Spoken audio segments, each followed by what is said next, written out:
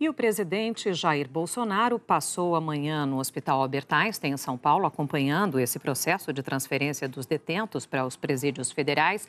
Bolsonaro teve alta hoje, deixou o hospital agora há pouco, então a gente conversa com a Graziela Azevedo, que está lá no Albert Einstein. Graziela, boa tarde.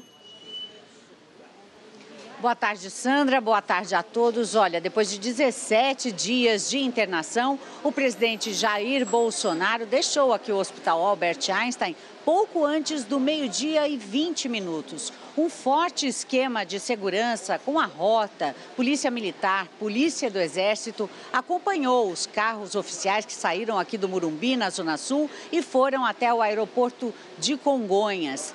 Lá, o presidente Jair Bolsonaro aparece abraçado ou apoiado a um militar. Ele cumprimentou os funcionários do aeroporto, tirou fotos e embarcou no avião presidencial. Voou para Brasília. Hoje de manhã, ainda aqui no Hospital Albert Einstein, o presidente se alimentou e se informou sobre essa transferência dos presos da facção criminosa aqui de São Paulo para presídios federais. Pouco depois da alta, os médicos divulgaram um boletim médico resumindo os 17 dias de internação. Vamos relembrar como é que foi esse período na reportagem. O presidente Jair Bolsonaro foi internado no Hospital Albert Einstein no dia 27 de janeiro, um domingo, para se preparar para a cirurgia no dia seguinte. Nessa operação, a terceira em 4 meses, foi retirada a bolsa de colostomia e reconstruído o intestino. Como parte do intestino grosso ligado à bolsa foi muito afetada pelas operações anteriores e pela colostomia, os médicos decidiram retirar um pedaço de 25 centímetros e ligar a ponta que estava isolada diretamente no intestino delgado. Menos de 48 horas depois, Jair Bolsonaro reassumiu o cargo de presidente da República. Despachou, assinou decretos e acabou desrespeitando a recomendação médica de não falar.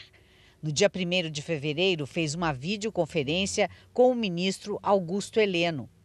Uma semana depois da cirurgia, no dia 4, novos exames de imagem mostraram um acúmulo de líquido ao lado do intestino, na região da antiga bolsa de colostomia.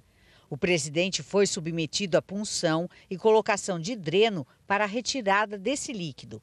Teve febre e sinais de infecção nos exames.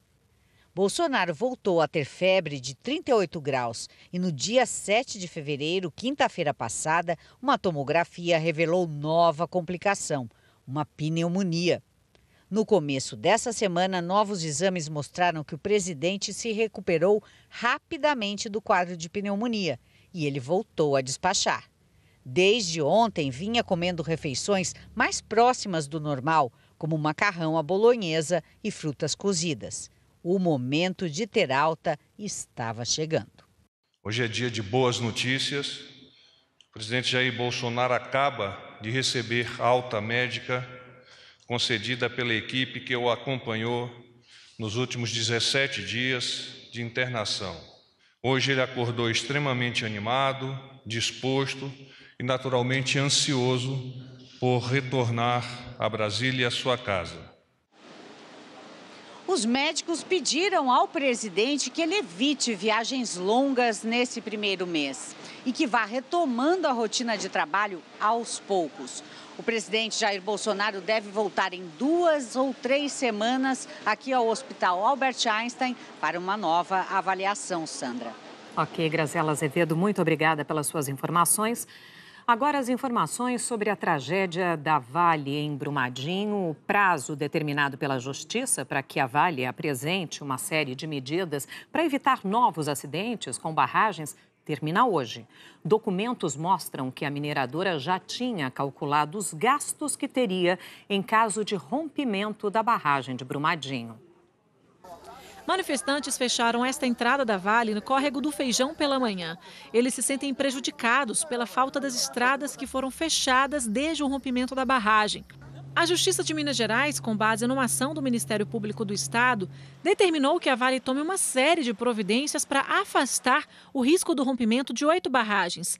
Elas foram identificadas pela promotoria por meio de documentos apresentados pela Vale sobre as barragens de responsabilidade da empresa.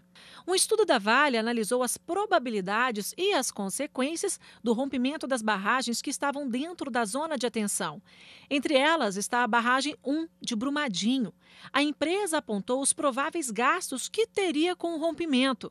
No caso da barragem 1, eles chegariam a US$ 1,5 bilhão, cerca de 5,6 bilhões de reais. E que a provável causa de um rompimento seria a erosão interna e a liquefação.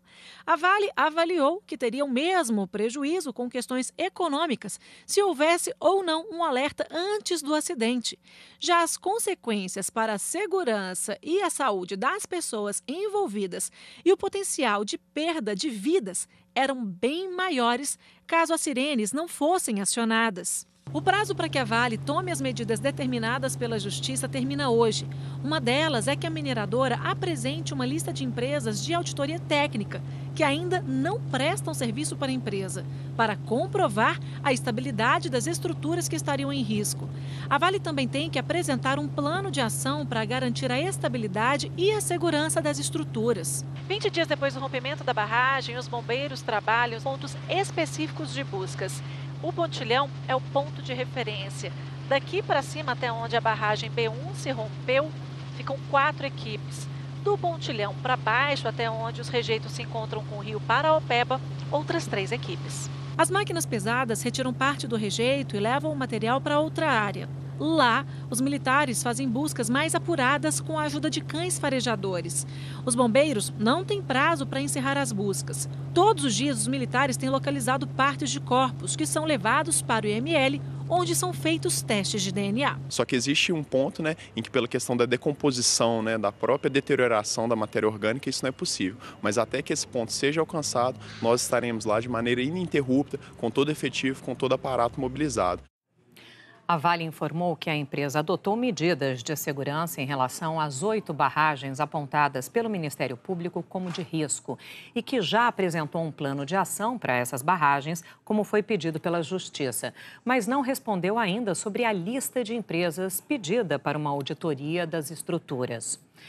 Lá em Brumadinho, as buscas pelas vítimas do acidente com a barragem da Vale continuam. Fabiana Almeida está no campo que serve de base ali para as equipes de resgate e tem mais informações para a gente. Fabiana, boa tarde. Boa tarde, Sandra. O número foi atualizado agora pela Defesa Civil para 166 mortes e o número de desaparecidos se mantém, 155. 8 aeronaves estão sendo usadas aí nos trabalhos de buscas. O trabalho agora está mais lento, porque vai ficando cada vez mais difícil localizar os corpos. E a identificação também está mais lenta, porque depende do resultado dos exames de DNA dos corpos. Essa identificação é um pouco complexa. Até agora, nenhuma identificação foi feita pelo DNA, porque ainda não saíram os resultados. Esses exames estão sendo feitos nas partes dos corpos encontrados na lama, comparando com as amostras coletadas dos parentes. Quando os resultados saírem, o IML vai poder dar o atestado de óbito se o nome estiver na lista oficial de desaparecidos e liberar o corpo para a família. Até agora, os 160 identificados foram por meio de digital, exame de arcada dentária, cicatriz e tatuagem. Sandra. Fabiana Almeida, obrigada pelas suas informações. E a Câmara e o Senado decidiram investigar responsabilidades pelo estouro da barragem de Brumadinho. Então, a gente vai para Brasília para falar com a Flávia Alvarenga sobre isso. Nós acabamos de encontrar aqui a Camila Bonfim no lugar da Flávia Alvarenga. Vamos voltar a falar, então, com a Flávia Alvarenga, que tem informações. Flávia, você me ouve? Sou você sim, boa tarde a todos. O presidente da Câmara dos Deputados, Rodrigo Maia, autorizou a abertura de uma CPI, uma comissão parlamentar de inquérito para investigar as causas e as responsabilidades desse desastre lá em Brumadinho. Ainda falta a leitura em plenário para oficializar essa CPI. Isso pode ocorrer ainda hoje. Depois dessa leitura, aí sim é que os líderes começam a escolher quem vão ser os integrantes, os deputados integrantes integrantes dessa comissão. Foram 194 assinaturas nesse requerimento de CPI. Pela manhã, no plenário da Câmara, foi feita uma comissão geral para debater a tragédia em Brumadinho. Participaram um morador lá de Brumadinho, representantes de movimentos de atingidos por barragens e prefeitos de municípios próximos. Já no Senado, também foi aberta uma outra CPI para investigar esse caso. Vão ser 11 senadores membros titulares e 7 suplentes. Os líderes dos partidos já estão escolhendo quem vão ser esses senadores e na primeira reunião eles também vão eleger o presidente e o relator dessa CPI. No início da semana, o presidente do Senado, Davi Alcolumbre, do Democratas, chegou a cogitar que fosse uma CPI mista, Câmara e Senado trabalhando juntos, mas eles não chegaram a um acordo e ele, portanto, criou a CPI do Senado. E a assessoria do presidente da Câmara, Rodrigo Maia, também confirmou uma CPI aqui. Portanto, a gente tem 2 CPIs sobre Brumadinho, uma na Câmara e outra no Senado. Sandra. Ok, Flávia Alvarenga, obrigada pelas suas informações. Agora sim, a gente vai voltar a conversar com Camila Bonfim, que está acompanhando a transferência de 22 presos altamente perigosos para penitenciárias federais. Camila, suas informações agora, por favor. Oi, Sandra. Olha, a gente tem informação sobre os destinos desses presos, como você mesmo disse aí, são presos perigosos de organizações criminosas. São 3 destinos. Parte vem aqui para Brasília, para o Complexo da Papuda, em uma área nova, recém-inaugurada, que é justamente feita para presos dessa periculosidade. Também há uma parte desses presos que vai para Mossoró e outra para Porto Velho. São os 3 destinos desses presos que estão sendo transferidos para presídios federais como forma de enfraquecimento da organização criminosa, porque nos presídios federais eles ficam mais isolados. Isso é uma grande estratégia do governo federal em relação a esses líderes de facções criminosas. Portanto, são 3 destinos: Brasília, Mossoró e Porto Velho. Sandra. Ok, Camila Bonfim, muito obrigada pela sua